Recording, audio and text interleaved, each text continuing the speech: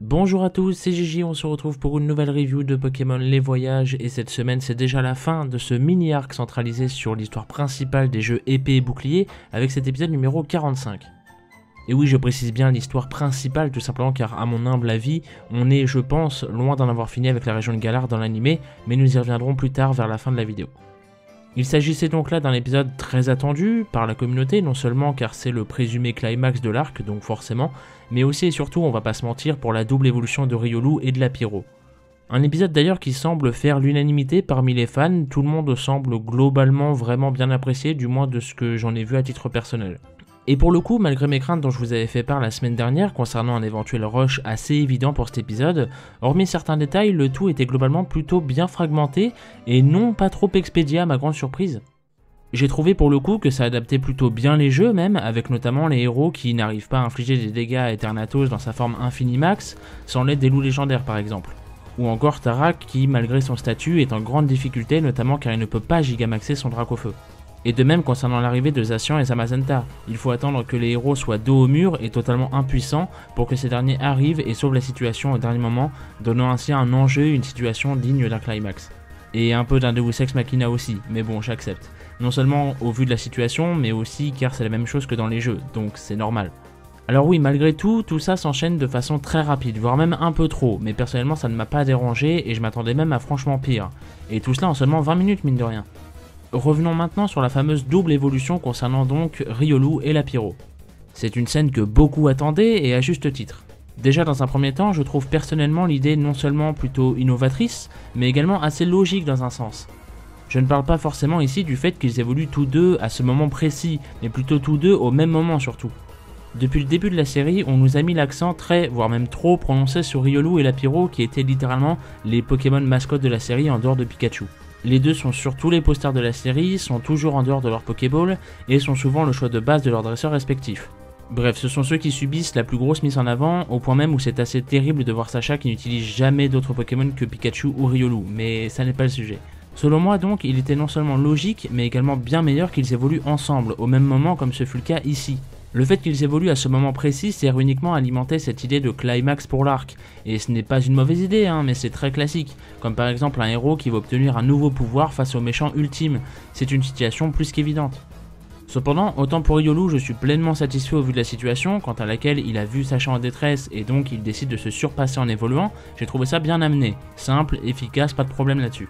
Autant pour la Pyro, je vous avoue avoir trouvé ça un peu forcé mine de rien. J'entends par là que la situation n'était pas si désespérée que ça pour Go, son évolution lui a surtout permis de gagner du temps au final et pas réellement de débloquer une situation. C'est d'ailleurs un peu mon reproche principal pour cet arc au niveau du personnage de Go pour le coup, tout est très rapide voire même forcé par moments. Ce n'est pas extrêmement dérangeant certes, mais mine de rien ça joue un peu selon moi. Malgré ça, j'en suis très satisfait car ça y est, enfin Sacha possède son Lucario, qui d'ailleurs arbore le même doubleur japonais que celui du film 8. On attendait ça depuis la saison 11 bon sang, enfin ça y est. Quant à Pyrobut, je le trouve déjà non seulement super classe, faut être franc, mais aussi super mignon car il semble enfin avoir retrouvé son esprit de Flambino, tout gentil, tout mignon, et il est pas là à faire le mec comme la Pyro qui n'était pas insupportable, c'est pas ce que je dis, mais qui matchait moins avec le caractère de Go forcément. Et en parlant de Go justement, ce dernier a réussi l'exploit de capturer Eternatus, rendez-vous compte. Alors ça me fait doucement rigoler en vérité parce que je vois déjà des gens hurler à la mort car Go n'est pas légitime ou que sais-je pour le capturer, parce qu'il n'y connaît rien au Pokémon et que là c'est un légendaire en plus, et que c'est tellement idiot comme raisonnement surtout en fait, alors fermez-la. Je veux dire, l'objectif principal de Go c'est de capturer le plus de Pokémon possible, si ce n'est pas tout justement. Rajoutez à cela le fait que dans les jeux, encore une fois, il y a exactement la même scène, avec le joueur qui peut attraper Eternatus de la même manière, donc c'est littéralement la même chose en fait. C'est justement une très bonne idée pour franchir une étape de son objectif principal, en plus que ce soit la première fois qu'un Pokémon légendaire se fasse capturer par un personnage principal de la série. C'est assez incroyable de se dire ça je trouve.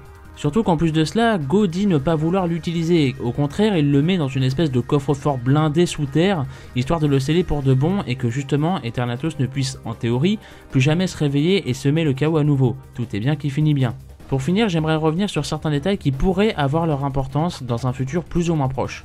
J'aimerais donc revenir sur certains points qui lors de cet épisode ne se sont pas réellement conclus ou qui du moins semblent à mon sens annoncer quelque chose pour la suite. Tout d'abord, prenons l'exemple du président Sheroz. Ce dernier semble avoir tout simplement pris la fuite. Ensuite, on nous montre que Sonia a réussi à devenir professeur suite à ses actions durant l'arc, comme dans les jeux donc. En plus de cela, à la fin, lorsque Sasha et Go repartent de la forêt Sleepwood, ils émettent le fait qu'ils reverront Zacian et Zamazenta, respectivement pour les affronter et les capturer. Alors bien sûr, tout cela n'est peut-être qu'un prétexte qui sert à poser une fin d'arc, mais je ne pense pas.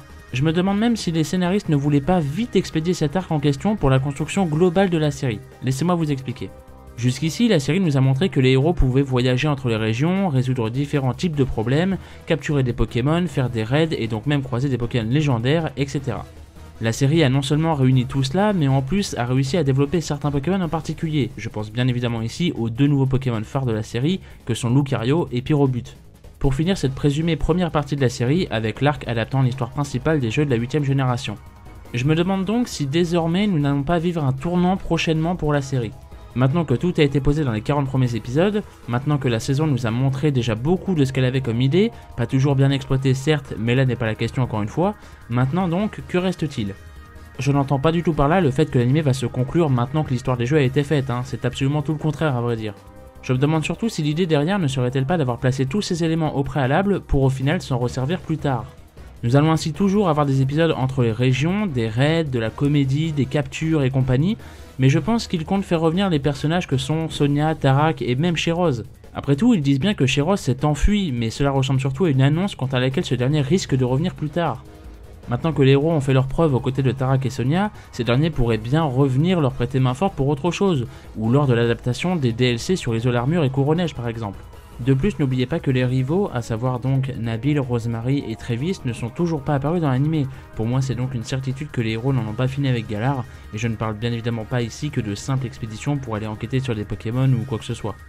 On pourrait même imaginer que Sasha se décide désormais à prendre part au défi des arènes sous recommandation de Tarak. Certes, c'est très tardif, mais ça expliquerait non seulement tout le setup de la saison jusqu'ici, en plus de justifier son match nul précédent face à Faiza. Car si Sasha doit gagner, cela se fera dans son arène, avec ou sans badge à la clé. Bien évidemment, tout cela n'est que supposition, mais j'aimerais sincèrement avoir votre avis sur tout cela, et je suis assez curieux de savoir où est-ce que la série va nous mener désormais. Et voilà, cette review est à présent terminée, merci à vous de m'avoir écouté, n'hésitez pas à me dire votre avis en commentaire concernant cet épisode comme d'habitude. Qu'avez-vous pensé de cette fin d'arc et même de l'arc dans sa globalité en fait tout simplement? Pensez-vous que maintenant la série peut prendre un nouveau tournant? Et dans ce cas-là, qu'imaginez-vous pour la suite des événements du coup? Quant à moi, je vous retrouve mercredi pour une nouvelle review sur Yu-Gi-Oh! Sevens qui semble être un épisode très important encore une fois et ça va faire vraiment plaisir. Ou sinon, rendez-vous la semaine prochaine pour de nouvelles reviews sur Pokémon et sur Yu-Gi-Oh! Évidemment. En attendant, portez-vous bien, gardez la passion et des bisous!